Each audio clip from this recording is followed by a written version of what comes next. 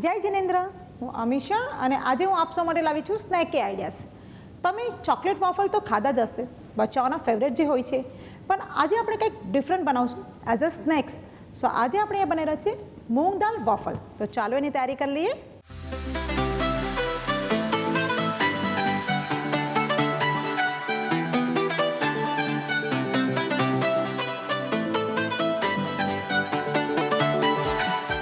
અહીંયા આપણે ફોતરાળી મગની દાળ લીધી છે.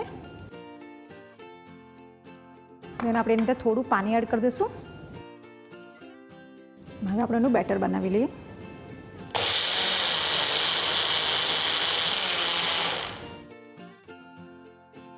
આપણે એને એક બાઉલમાં કાઢી લઈએ. સો આ બેટર જે છે આપણે બહુ સ્મૂથ નથી વાટવાનું, તમે જોઈ રહ્યા છો, થોડું આપણે એને ક્રશ વાટ્યું છે. હવે આપણે એની અંદર બોઇલ કરેલા જે સ્વીટકોર્ન છે એને પણ આપણે વાટી લીધા છે. આપણે એની અંદર એડ કરી દઈશું. અહીંયા વટાણા બાફીને એને પણ વાટી લીધા છે, સો એ પણ એની અંદર એડ કરી દઈશું. તો હવે આને મિક્સ કરી લઈએ.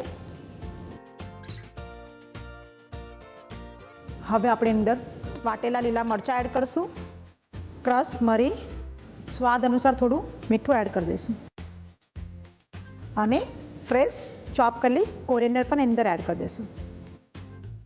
દેન અગેન આપણે એને એક પ્રોપર મિક્સ કરી લઈએ. હવે આપણે અંદર વેજીટેબલ તો એડ કરી દીધા, હવે આપણે ડ્રાય ફ્રૂટ્સ એડ કરી દઈશું. સો એની અંદર આપણે આ કાજુના ટુકડા લીધા છે અને થોડી કિસમિસ. સો આપણું આ વોફલનું બેટર રેડી થઈ ગયું છે. સો હવે વોફલને આપણે ગરમ કરી લઈશું. લાસ્ટમાં આપણે પિંચ ઓફ સોડા એડ કરી દઈશું એન્ડ મિક્સ કરી લઈશું એને પ્રોપર. હવે આપણે ઓઇલથી આને પ્રોપર ગ્રીસ કરી લઈશું ને આ જે વેજીટેબલ વાળું જે બેટર છે મગની દાળનું, એને આ રીતે આપણે પોર કરી દઈશું. હવે આપણે એને બંધ કરી દઈશું.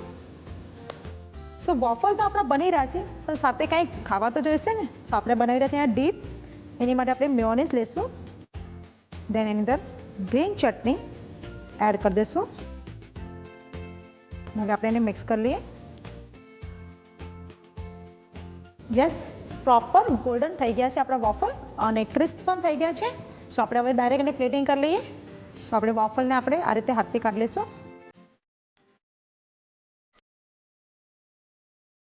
ચોકલેટ વેફર તો આપ સૌએ ઘણી વાર ખાધા હશે, પણ આ મૂંગ દાલના વોફલ સમથિંગ યુનિક અને સરસ છે. તો જલ્દીથી આ રેસીપી ટ્રાય કરો. આપ સૌને અગર અમારી રેસીપી ગમે છે તો એને લાઇક, શેર એન્ડ સબસ્ક્રાઈબ કરો.